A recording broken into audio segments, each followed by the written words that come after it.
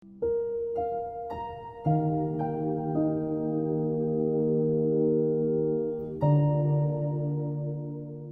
Ibu Bapak Saudara, salam sehat untuk kita semua. Mari kita berdoa untuk perenungan kita di hari ini. Ya Bapa, kami bersyukur dapat tiba hingga ke titik kehidupan kami saat ini. Berkatilah kami yang akan kembali belajar secara khusus bagaimana kami bisa memaknai dan menghargai setiap peristiwa kedukaan sebagai bagian dari kehidupan ini. Kami percaya bahwa Tuhan akan kembali menguatkan dan menerangi setiap hati pikiran kami oleh firman dari Roh Kudus-Mu. Di dalam nama-Mu kami telah berdoa. Amin.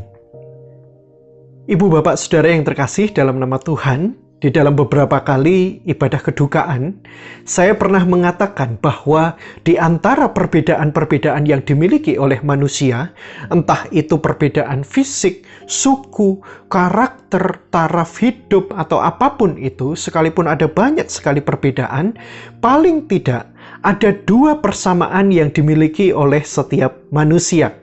Bahwa sebagai manusia, pasti kita pernah lahir, dan kita juga pasti akan mati. Semua orang pasti akan lahir dan mati. Itu adalah sebuah realitas yang tidak bisa disangkal oleh kita sebagai manusia.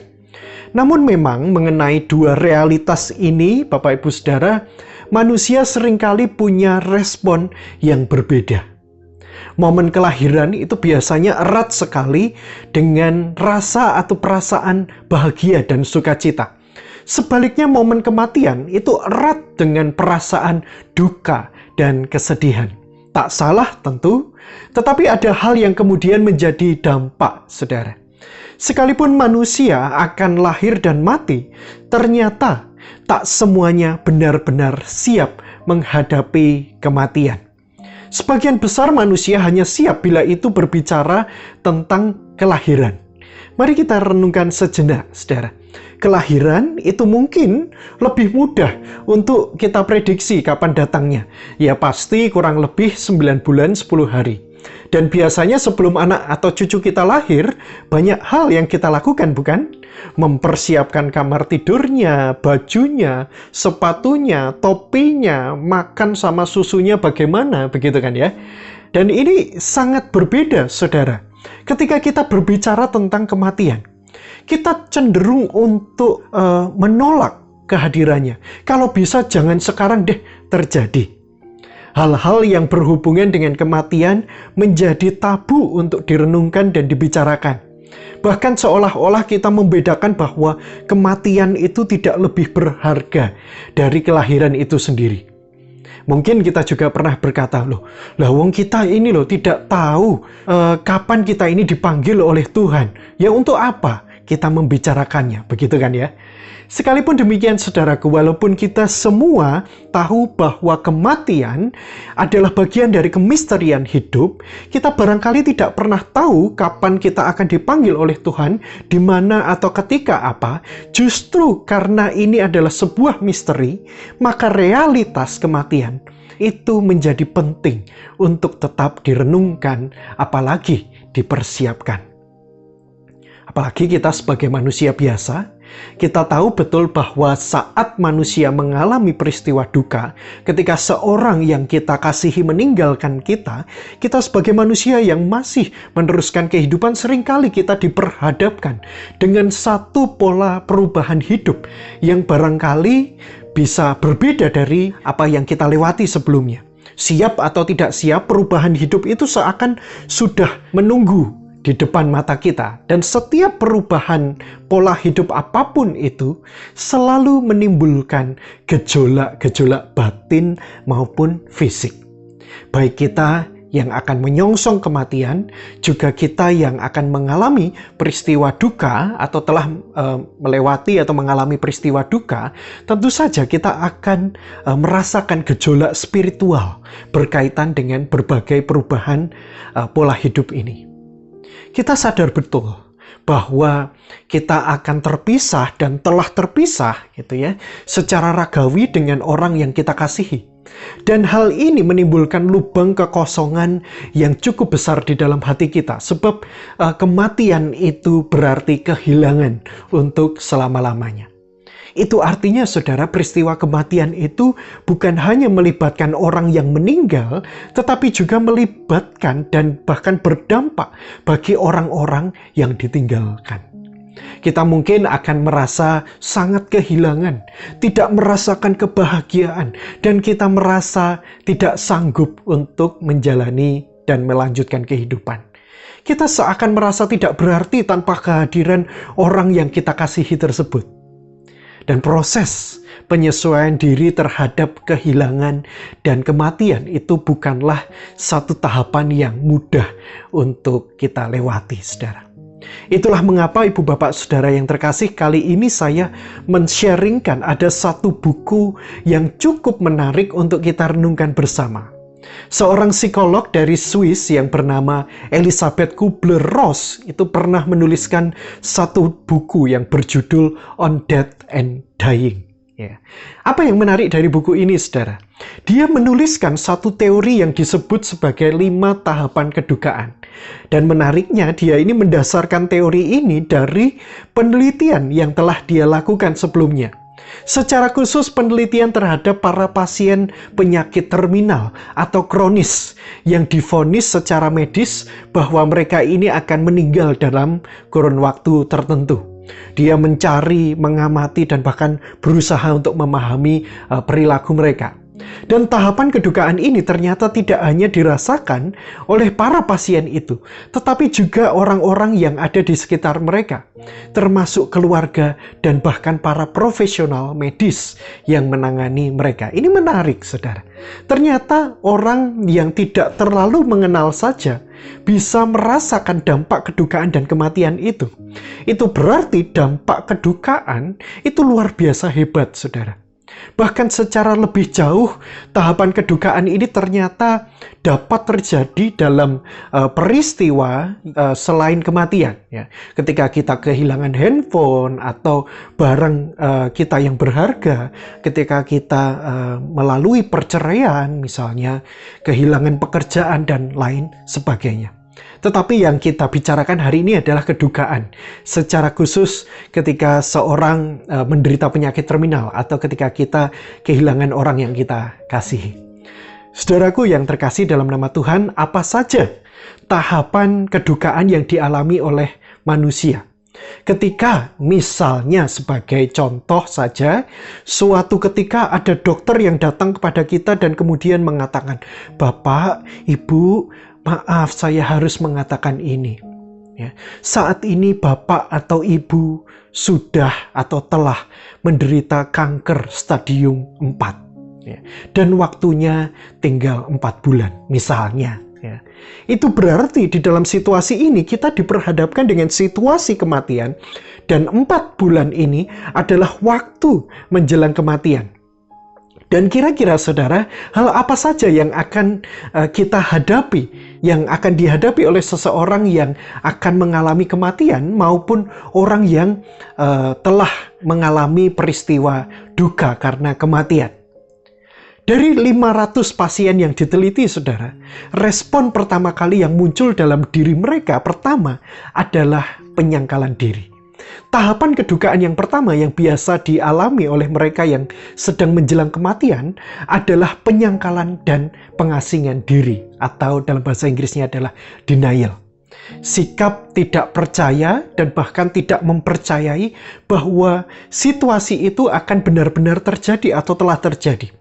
Kalimat yang seringkali terucap biasanya kita akan mengatakan, "Oh tidak, ini tidak mungkin, ini tidak akan terjadi di dalam diri saya. Intinya ini bukan saya."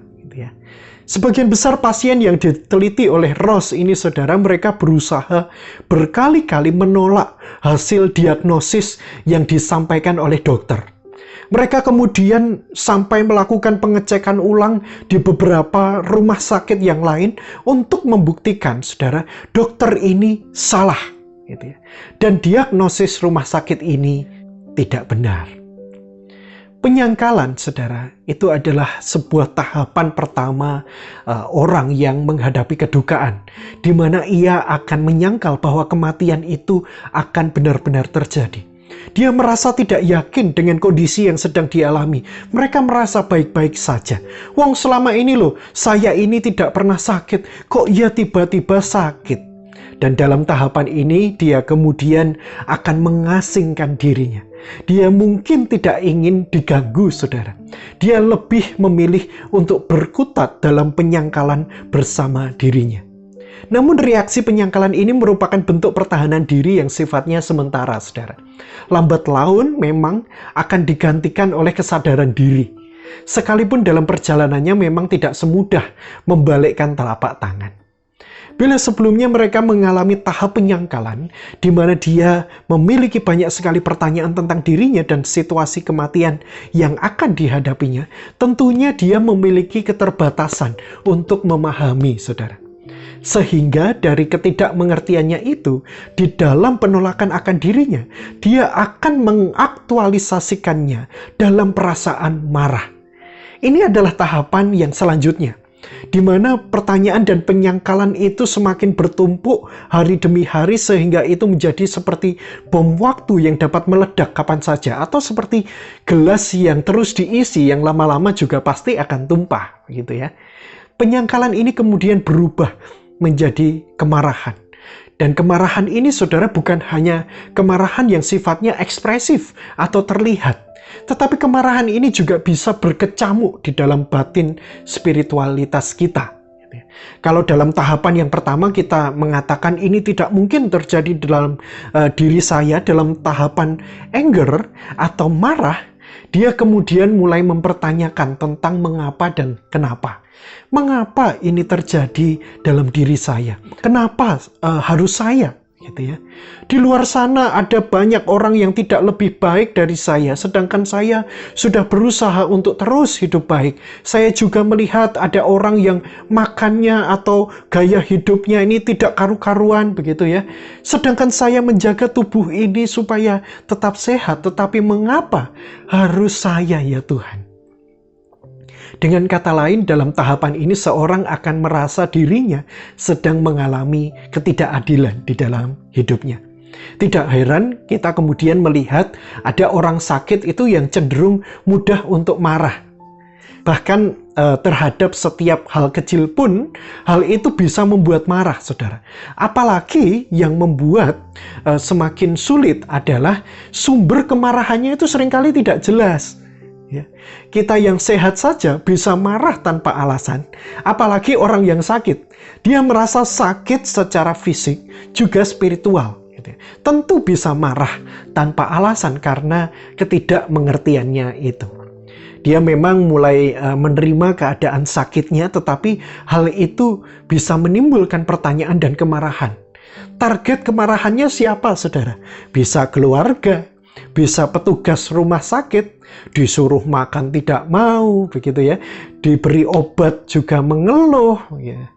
Bahkan ada satu pasien di dalam penelitiannya, Ross ini sampai marah-marah, saudara, karena dia tidak kunjung diberikan obat penahan rasa sakit. Padahal pihak RS atau pihak rumah sakit itu kan punya batasan tertentu maksimal untuk pemberian obat, begitu ya. Nah, ini adalah tahapan yang cukup sulit karena ketika seorang berada di dalam kemarahan, ia akan semakin sulit untuk diarahkan dan dirawat, saudara. Dan hal ini juga bisa terjadi sebaliknya. Kemarahan ini juga bisa dirasakan oleh keluarga yang mendampingi. Saya ingat betul, saudara, ketika saya masih berusia 12 tahun, melihat ayah saya ini terbaring setelah menjalani amputasi kaki untuk yang kedua kalinya. Ayah saya ini melontarkan sebuah pertanyaan yang tidak akan pernah saya lupakan sampai kapanpun. Ayah saya bertanya demikian pada waktu itu, "Tan, kamu gak malu kan punya ayah yang begini?" Yang mohon maaf, kakinya itu hanya satu, saudara. Wah, itu saat itu, saudara, hati saya itu seperti seakan-akan dirobek begitu rupa. Gitu ya. Saya marah dan menangis di depan ranjang ayah saya. Saya menangis dan marah kepada Tuhan. Saya sampai ingat pada waktu itu pas ada tamu yang menjenguk, saudara, ya, sampai bertanya, loh, Bu, Nathan kenapa? Gitu ya. Mama saya ini sampai bingung menjelaskannya bagaimana, saudara. Jadi di titik ini, kedukaan itu akan membuat seseorang itu menjadi begitu marah, iri, dan bahkan benci, serta bertanya-tanya, mengapa harus saya? Nah, saudara, ketika dia memiliki pertanyaan itu tadi, dan kemudian mengungkapkannya di dalam kemarahan, yang juga sebenarnya tidak ada gunanya, karena marah itu juga tidak menyelesaikan pergumulan, begitu ya. Dia juga sadar, toh, bahwa pada akhirnya dia tidak dapat mengelak lagi dari peristiwa kematian itu. Maka seseorang itu kemudian akan masuk dalam tahapan yang berikutnya, yang biasa disebut dengan tahapan tawar-menawar atau bargaining dalam bahasa Inggrisnya. Apa yang ditawar atau kepada siapa ia menawar? Yang ditawar tentu adalah soal waktu kehidupan, dan dia menawar kepada Tuhan. Barangkali kita pernah mendengar atau bahkan mengatakan, gitu ya, Tuhan, kalau seandainya Engkau berkenan menyembuhkan aku, maka aku berjanji akan melakukan bla bla bla bla. Atau, Tuhan, andai kata Engkau memberikan kesempatan hidup kepada saya beberapa tahun lagi, maka aku akan bla bla bla bla. Dalam salah satu kisah kedukaan yang tertulis di dalam Alkitab kita, dalam Yohanes pasal 11 ayatnya yang ke-21 dan 32, ketika Lazarus meninggal, ada satu hal yang menarik di sini, saudara. Ketika Maria dan Marta yang berjumpa dengan Yesus dalam kesempatan yang berbeda, mereka ini mengatakan kalimat yang sama di dalam rasa kedukaan mereka. Apa yang mereka katakan, saudara?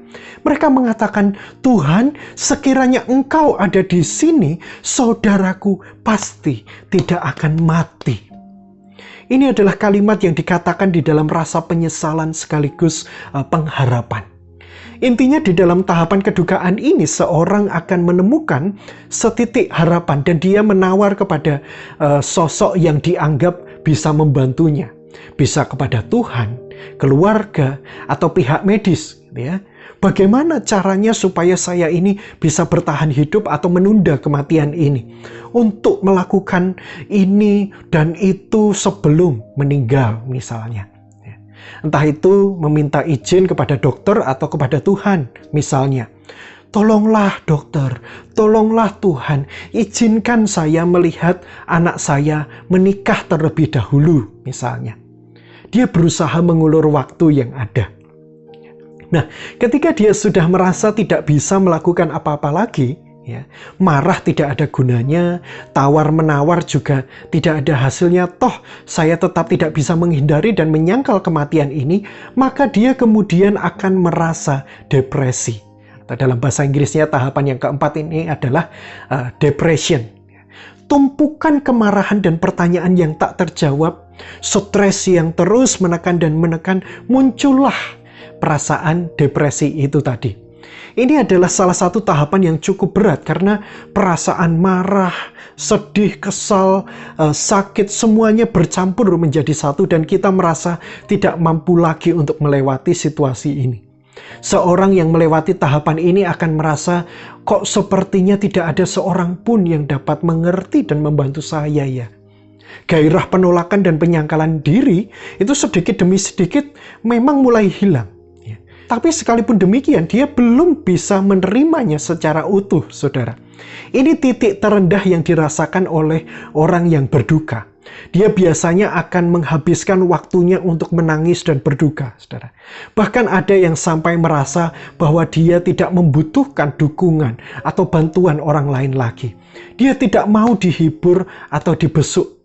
Upaya untuk menghibur dan memberikan dukungan terhadap orang yang berada di tahapan ini, saudara, biasanya hanya akan membuat mereka tambah merenung akan nasib mereka, saudara. Jadi dia ingin tetap didampingi tanpa ingin dibantu atau dipersalahkan. Di dalam rasa sedihnya yang luar biasa, dalam tahapan ini dia mencoba untuk mengambil jarak dan berusaha untuk sedikit demi sedikit memutuskan hubungannya dengan sesuatu atau orang yang dia cintai. Dan kemudian dia mulai bertanya, apa yang harus kulakukan untuk menghadapi ini semua? Pertanyaan inilah yang membuat seorang menjadi lebih legowo dan terbuka, saudara. Dalam kurun waktu yang berbeda-beda setiap orang, akhirnya seorang yang diperhadapkan pada kematian akan tiba pada tahapan penerimaan atau acceptance, ya, di mana dia akan mulai melihat dengan kacamata yang lebih jernih, lebih tenang. Dia barangkali tetap merasakan sakit, tapi karena sudah legowo, sakitnya itu seakan sudah tidak terasa lagi. Penerimaan ini bukan berarti dia mengalami kebahagiaan, ya Bapak Ibu Saudara, tetapi dia lebih kepada kehampaan perasaan, seperti seorang prajurit yang telah berjuang gitu ya di berbagai medan perang, dan ini adalah satu momen istirahat terakhir sebelum perjalanan yang lebih panjang. Dia mulai menerima kondisi yang dialaminya dan dia bersiap untuk menerima hal apapun yang nantinya akan dihadapinya. Di dalam bahasa verbal maupun bahasa tubuh, dia seolah ingin mengatakan, saya sudah tidak sanggup lagi. Mungkin memang inilah jalannya. Sudah, biarkan saja saya begini. Saya sudah siap kok meninggalkan semuanya. Yang dibutuhkan oleh pasien dan yang menjadi tujuan dalam tahapan ini adalah supaya orang yang sedang kritis ini semakin merasakan ketenangan, kedamaian, dan penerimaan. Oleh karenanya tidak heran ketika saat kritis, pihak medis itu meminta kita untuk membisikkan sesuatu di telinga pasien itu, ya. Kata-kata yang melegakan atau merelakan, begitu ya kurang lebih. Saya masih mengingat, saudaraku, entah mengapa ketika ayah saya ini kritis pada waktu itu, saya berusaha untuk tidak marah atau menyangkal. Ketika saudara atau dokter menyuruh saya ini berada di samping ayah saya, tahukah Bapak Ibu Saudara apa yang saya bisikkan pada waktu itu? Saya membisikkan, "Pak, sampaikan salam Nathan untuk Tuhan Yesus ya. Papa tahu Nathan sayang Papa, tetapi Nathan rela bila Papa hidup bersama Tuhan di surga." Nah, ini masa yang paling berat, saudaraku. Mengapa demikian? Karena biasanya pasien dan keluarga itu bak bumi dan langit, saudara. Ketika berada di dalam masa kritis, si pasien itu barangkali sudah berusaha untuk belajar menerima kondisi dan keadaannya. Keluarganya ini justru seringkali sebaliknya. Mereka merasa belum siap untuk menghadapi kedukaan dan mereka masih berkutat dalam proses penyangkalan serta kemarahan mereka. Secara manusiawi mungkin kita akan mengatakan, atau Bapak Ibu Saudara barangkali pernah mendengar dan melihat, ayo Bapak Ibu pasti sembuh, ayo Bapak Ibu pasti bisa melawan penyakit ini, begitu kan ya. Namun izinkan saya mengatakan demikian, saudara. Memberikan dan memperjuangkan pengharapan itu butuh kebijaksanaan. Seorang pahlawan yang sejati itu tahu kapan dia harus berjuang dan kapan dia harus berserah. Alangkah lebih baiknya bila di masa kritis seperti ini, saudara, kita membuka diri kita selebar-lebarnya bagi rencana Tuhan. Bahwa nanti kita akan melanjutkan proses kedukaan kita. Tidak apa-apa, saudara, tetapi di masa kritis seperti ini akan lebih baik jika kita menemani si pasien, orang yang kita kasihi ini, untuk mengembangkan rasa damai dan ketenangan batin di dalam dirinya. Karena jika tidak, hal ini justru akan semakin memberatkan pasien secara psikologis. Oleh karenanya Kubler-Ross ini, sebagaimana yang saya katakan di awal tadi, saudara, mengajak kita untuk melihat peristiwa kedukaan ini dari dua kacamata.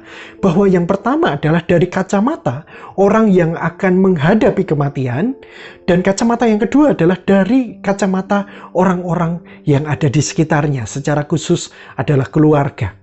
Memang kita yang berduka karena kehilangan, waktunya akan sedikit lebih lambat atau terasa lebih panjang daripada orang yang menderita sakit dan kemudian meninggal. Kita cenderung baru akan melewati proses kedukaan ini pasca kematian orang yang kita kasihi. Kita menjadi marah, bingung, ini tulang punggung keluarga kita, begitu ya. Nanti hidupku bagaimana, sekolahku bagaimana, hal itu akan lebih kita rasakan pasca kematiannya. Saya bersama dengan ibu saya, mama saya, itu bergumul hebat sekali pada waktu itu, saudara. Ayah saya seorang guru SMP dan saya pada waktu itu baru masuk SMP. Artinya saya harus menghadapi kehilangan itu justru di saat saya benar-benar sedang membutuhkannya. Apalagi saat itu ibu saya juga tidak bekerja. Dan saya merasa yakin betul, saudara, bahwa peristiwa duka semacam ini juga pernah terjadi di dalam kehidupan ibu bapak saudara. Dan kita akan terus menghadapinya. Namun pertanyaannya, saudara, apakah Tuhan mati rasa terhadap setiap duka yang kita jalani dan kita alami? Dalam peristiwa kedukaan yang dialami Maria dan Marta, karena mereka kehilangan Lazarus, ada satu hal yang menarik yang terjadi, saudara. Ketika Maria mengatakan, Tuhan, sekiranya engkau ada di sini, maka saudaraku tidak akan mati. Itu tadi, di ayat yang selanjutnya di sana dikatakan, maka maskulah hatinya, atau hati Yesus, dan menangislah Yesus. Di dalam kemanusiaannya, Yesus memahami betul apa yang dirasakan oleh Maria dan Marta. Bagaimana duka cita itu meremukkan hati dan kehidupan mereka. Yesus sungguh mengerti akan hal itu. Kita mungkin bisa mempertanyakan kehadiran Allah ketika kita menderita. Kok Allah seperti tidak peduli ya? Kok Allah ini tega ya kepada kita? Tetapi di dalam ayat kita dengan jelas di sana dikatakan bahwa Allah menunjukkan solidaritasnya itu terhadap manusia. Ia adalah Allah yang dapat merasakan setiap kesesakan dan penderitaan manusia. Allah tidak akan pernah membiarkan kita seorang diri. Sebab dia sudah terlebih dahulu merasakan kesesakan dan penderitaan itu di atas kayu salib. Allah sungguh memahami kita, sebagaimana ia memahami dirinya. Ini adalah penghiburan dan kekuatan yang luar biasa bagi setiap kita, saudaraku. Kematian itu pasti akan terjadi dalam setiap kehidupan kita. Bagi setiap kita yang pernah menjalani kehidupan. Dan kedukaan ini juga membuat kita semakin belajar untuk merangkul realitas kemanusiaan itu secara lebih utuh. Dan percaya kepada Allah bahwa dalam otoritasnya ia akan membawa saudara atau orang yang terkasih kita ini ke dalam kehidupan yang kekal. Itu artinya saudara, kita pun juga didorong untuk hidup di dalam perdamaian dengan Allah. Dengan terus mengarahkan diri kita kepada Kristus dan melanjutkan kehidupan kita. Sebuah tantangan iman yang dikatakan Yesus kepada Maria dan Marta juga menjadi pertanyaan iman bagi kita. Yesus di sana mengatakan, akulah kebangkitan dan hidup. Barang siapa percaya kepadaku, ia akan hidup walaupun ia sudah mati. Dan setiap orang yang hidup dan yang percaya kepadaku tidak akan mati untuk selama-lamanya. Percayakah engkau akan hal ini? Sebagai pesan refleksi kita hari ini, saudara, setiap orang itu memiliki cara berproses kedukaannya masing-masing. Tidak setiap orang dapat melalui masa duka ini dalam jangka waktu yang sama. Seperti halnya ketika kita bersabar terhadap proses kelahiran, maka kita pun juga mesti bersabar ketika kita akan melalui peristiwa duka. Dan ini butuh kepekaan dan rasa empati yang besar dari lingkungan orang yang sedang berduka ini, saudara.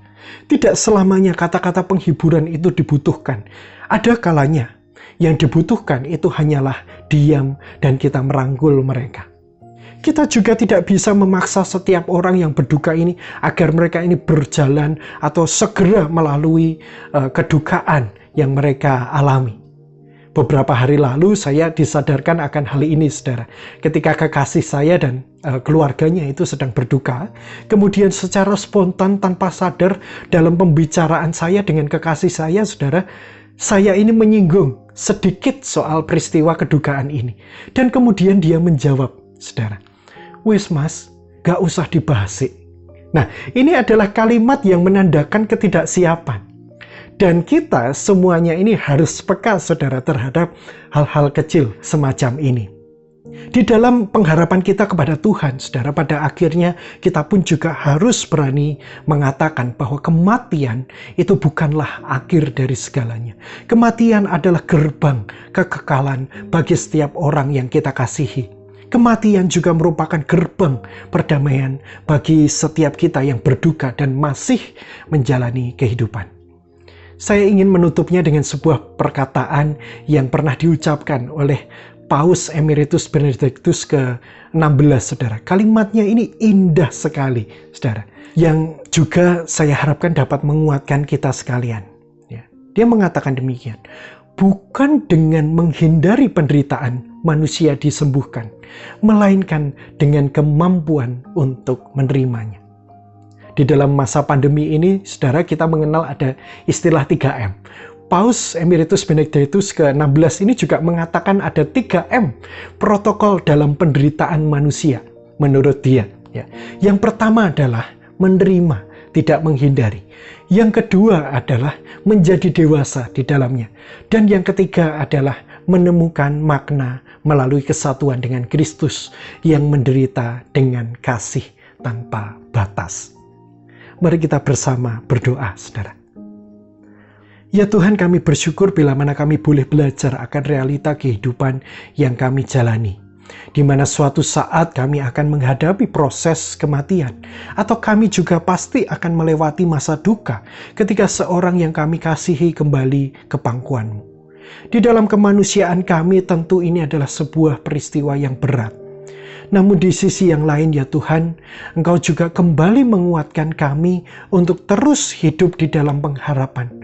Kami juga mengimani bahwa Engkau bukanlah Allah yang tega membiarkan kami berjalan seorang diri. Engkau tentu akan menemani kami melewati masa-masa kesesakan ini. Kami mohon kiranya Engkau menyertai dan memberkati kami, supaya kami dimampukan untuk tetap berjalan dalam ketetapan dan kehendak-Mu ya Tuhan. Di dalam Kristus kami telah memohon dan berdoa. Amin. Kiranya Tuhan memberkati dan menolong kita.